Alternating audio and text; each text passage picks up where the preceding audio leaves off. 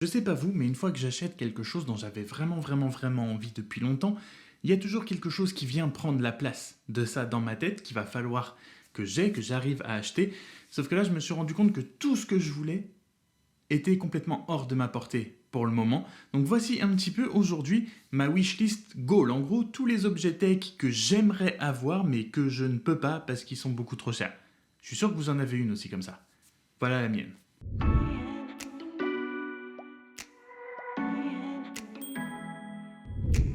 Salut tout le monde, c'est Franck et aujourd'hui donc on se retrouve pour une wishlist tech 2020, mais un petit peu la wishlist de mes rêves en fait, ma dream wishlist si vous voulez. En tout cas en ce qui concerne la tech, et comme je l'ai dit, je pense qu'on en a tous une, donc je suis aussi curieux de faire cette vidéo pour voir quelle est votre wishlist de vos rêves, les objets tech que vous rêveriez d'avoir, mais qui sont vraiment inaccessibles pour le moment et qui du coup sont un petit peu le but à atteindre. Et évidemment, en bon Apple fanboy que je suis, le premier, ça va être l'iMac Pro. L'iMac Pro tout simplement parce que j'ai envie depuis plusieurs mois maintenant, vraiment on essaie de déménager pour avoir un bureau et j'ai vraiment envie d'avoir un bureau, un endroit où je peux travailler et quitte à faire, autant avoir l'ordinateur qui va avec. Et pour moi, cet ordinateur, sans pousser jusqu'au Mac Pro, ce serait l'iMac Pro, même si j'espère qu'ils auront un redesign en 2020, il serait vraiment temps. Mais l'iMac Pro, autant sur le design que sur la performance, que voilà, c'est Apple, donc c'est forcément ce que je choisirais. L'iMac Pro, c'est un peu mon ordinateur que je regarde un petit peu comme ça avec des yeux doux. La config de base commence au-delà des 5000 €, donc évidemment, c'est pas pour tout de suite, hein, clairement. Je pense que je me satisferai, du moins dans les mois qui viennent, dans un premier temps, de mon MacBook Pro relié à un écran externe. Mais voilà, le goal sur mon bureau, ce serait d'avoir un iMac Pro. Un jour peut-être. Et pour rentabiliser les performances de l'iMac Pro, il faudrait une caméra qui me permette de le titiller un petit peu, jusqu'à ses limites, et cette caméra ce serait le Canon EOS R5, qui n'est même pas encore sorti, il a juste été annoncé par Canon, mais il s'annonce un petit peu comme la caméra de 2020, elle devrait sortir cette année, avec tout ce qu'il y a eu depuis le début de l'année, on ne sait pas exactement, il n'y a pas eu de date, mais le Canon EOS R5 c'est un peu la caméra que je pense énormément de gens rêveraient d'avoir. Je suis toujours sur mon petit 750D, donc évidemment il y a énormément d'appareils photo entre les deux, mais on parle vraiment de la wishlist de rêve en termes de tech, donc mon appareil photo de rêve ce serait le Canon EOS R5 qui enregistre de la 8K, qui fait de la 4K à 120 images par seconde. Je vais pas vous citer toutes les specs, mais voilà, c'est un petit peu, si vous voulez aller vous renseigner, c'est pour moi la caméra qui va casser le marché en 2020. Coucou tous les utilisateurs de Sony, je sais que vous allez commenter un petit truc en bas, mais c'est pas grave. Voilà, c'est complètement, mais 10 000 fois plus que ce que j'ai besoin pour faire ce que je fais actuellement. Mais pourquoi pas? Pourquoi ne pas rêver? Pourquoi pas? Après avoir fini sa vidéo en 4K filmée sur un Canon EOS R5 monté sur un iMac Pro, pourquoi ne pas se détendre avec un petit peu de musique? J'ai acheté donc mes AirPods Pro pour l'extérieur. Mais pour l'intérieur, on écouterait la musique sur quoi?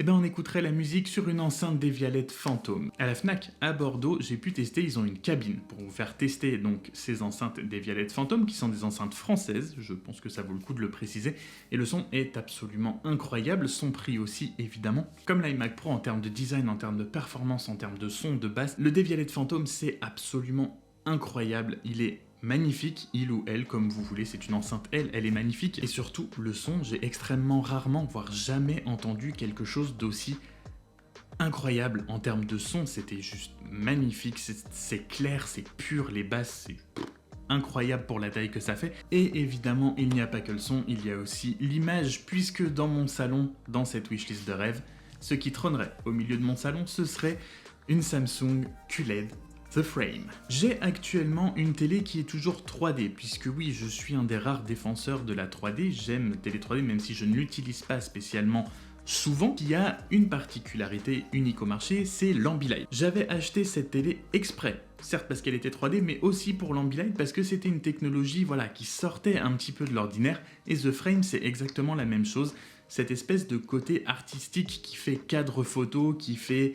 Voilà, qui se fond dans le salon sans vraiment être une télé, c'est la petite particularité qui fait que c'est cette télé-là plus qu'une autre que je choisirais. Évidemment, je passerai bien la 4K avec pas n'importe quoi, mais voilà, mais dans l'idéal, si je pouvais avoir une petite QLED The Frame dans mon salon, mais clairement je ne mettrai pas pour l'instant plus de 1000 € dans une télé. C'est pas l'envie qui manque, hein, c'est clairement pas l'envie qui manque.